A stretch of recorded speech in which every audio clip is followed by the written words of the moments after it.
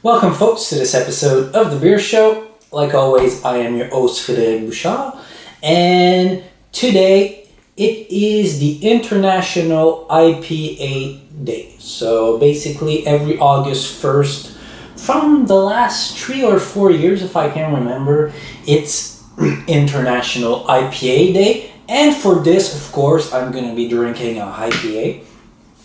If you guys are often watching my videos, you do know that I'm not necessarily a big fan of IPA in general. However, some products I do like. I like a good IPA that is sort of sweet with a nice fruity smell and taste to it. But I feel that most of the time when I have an IPA, maybe I'll get back to you guys later, I associate the smell and taste to sort of those old sports locker room, which the sports that have a lot of equipment. So let's say football, American football, and you sort of get that sake smell, and then when you taste it, you go like, if you would take one of those socks and it would taste something like that, overpowering, over bitter.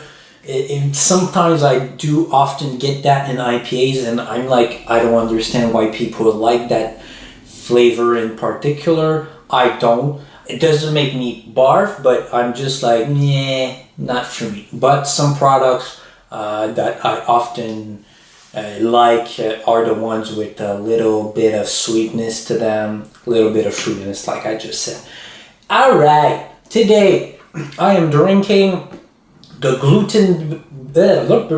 Glutenberg Indian Pale Ale beer from Les Brasseurs sans gluten. So a beer without gluten that is really, really affordable, and this is why I like to get their products, because I paid $2.49 for this. You can have it sometimes at $2.29, $2.69, $2.99, but it's in a 500 milliliter can, which is always a good, just making sure. No, sorry, I lied. I'm a liar. 473 milliliter can. And it's always nice to get a product which is also accessible to everybody. So you have a gluten intolerance, you can have that beer without any problem. So 6% alcohol by volume product, and it is brewed with millet, buckwheat, and corn instead of the normal grain that is used. The only thing, because they do have the ingredient listed, is one that is the corn maltodextrin. This scares me. What is that? I'll do a little research and I'll post it on the description, but I don't like to see that in my beer. But they are indeed transparent because it is right there. They didn't have to put the ingredient, or did they? Maybe if they say that it's a gluten-free product, they do have to list it. I'm not sure. I'm not sure if they have a special law that they have to oblige by. So that being said, talked about the price. Nice little bottle. Yeah, let me just do a little 360 of that product. And they do have a lot of beer in the cans. They also have a upper level beer which are served in nice big bottles that are a lot more expensive, and they are also, you can find their products in the US. They're really doing a good job with this. That being said, let's do a pour. Let's smell, and let's do a taste. So really clear product, okay, transparent, with a mild yellow, almost piss color, piss yellow. You have a shy head in there. So there's a tiny little bit of carbonation still going on, but the head is fading away super quickly. So not a lot of carbonation in that product.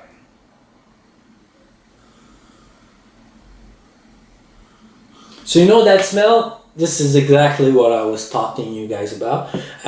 It's strange because the first time I tasted that product about 2-3 months ago, I fell in love with it. I went like the exact same one, the IPA. I was like, oh my god, this is such a good IPA. But today, because I opened it earlier, I had a sip and I was like, no, it's getting that sake smell and taste to it. So yeah, it's kind of not turning me off, but I'm like not disappointed, but I'm like, oh, damn. I do smell a little bit of sweetness in there. You get the hops. There's a little tiny bit of fruitiness, but not that big of a deal.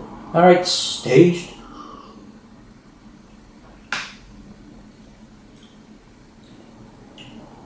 Yeah. So you get in the aftertaste and the aftertaste, you get like a sort of a metal feeling in your mouth. It's like the bitterness of the hops. Oh yeah, what is the IBU of that product? Is it listed in there? It should be. Come on, guys. Where's the IBU? Kidding me? You have all this information. They even have the nutritional fact there. 6% alcohol by volume. I think I already said that. No, I didn't. I don't have the IBU. So I'll do a little research and I'll find it. I'll post it in the description below. Disappointed. They could have put that. Especially IPAs. Like the IBU is such a big factor.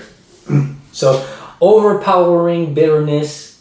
And I guess this is when you do the brewing process. When you put the hops during the first fermentation when it's hot and you leave it for a long time, this is when you get the bitterness out of the hops. I think what I like is the hops, but when it's put in the second stage, so when it's put in at the end of their brewing process, and it's when you get the floral smell, you get taste also, and you get that fruitiness out of the hop instead of the bitterness.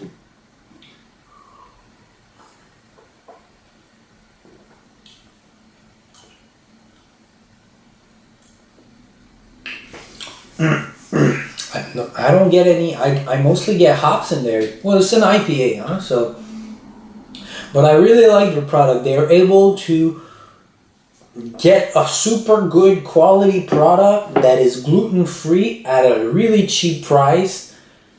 Like, why isn't everybody doing that? Like, I don't understand why they're one of the only brewers that sell their products so cheap. Okay, like, come on guys, get with the program, okay? These guys are gonna beat your ass in a couple of months because they are on a roll. They must be selling big numbers, especially that they're going in the US. But yeah, good product. So yeah,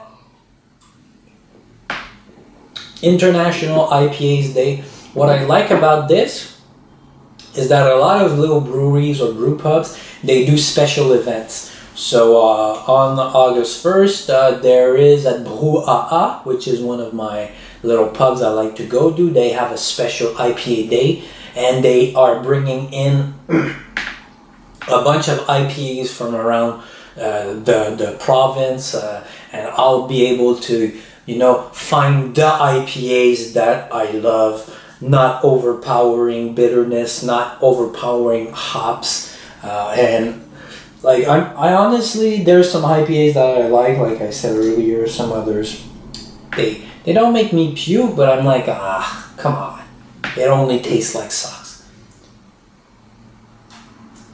This one is borderline. It's still good, still refreshing.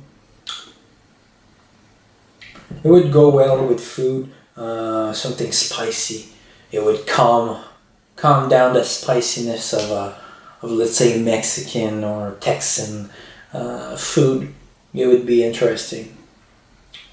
Alright, so that being said, trying not to be too biased because I'm not that big of a fan of IPAs. 6.5 out of 10. I'm still being subjective, sorry, because like I said earlier, but it's a good quality product, super affordable. I really like that. In the can, super good. I like it even more. So yeah, happy IPA day, guys. Discovered nice product. I hope you guys will drink a ton of IPAs. And like always, well, thanks for watching. You make sure please to like the video, share them, or comments if you have questions or whatnot. And you can, of course, subscribe to the channel to get the videos first. Take care, guys. Bye.